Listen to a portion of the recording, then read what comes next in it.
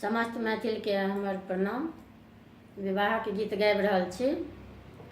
शीतल आमुना शीतल आमुना शीतल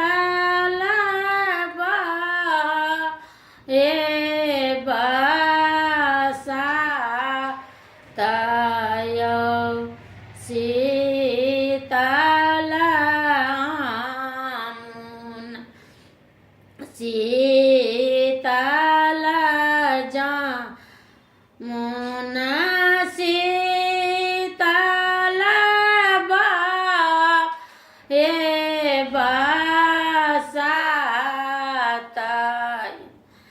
ताहि तर पलंग छाउल सुतल पिता मरता नियो सुतल पिता मरता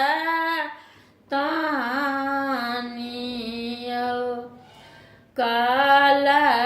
जोड़ी ठाड़ भेली गौरी कुमारी सुनो बाबा बचन हमार सुनो बाबा बचन हमार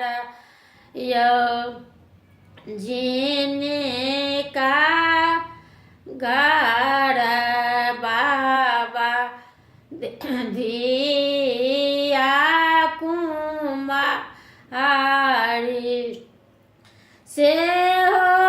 कौन सुतला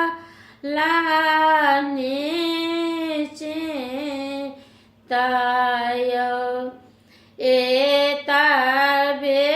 बचन जब सुनलनि बाबा एतबा बचन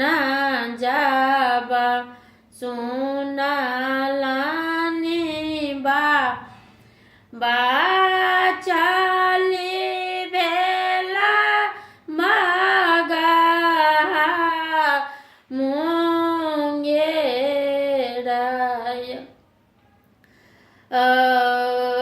चली भेला मगहा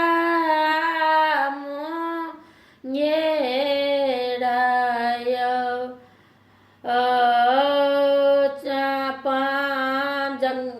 जंघट बड़ा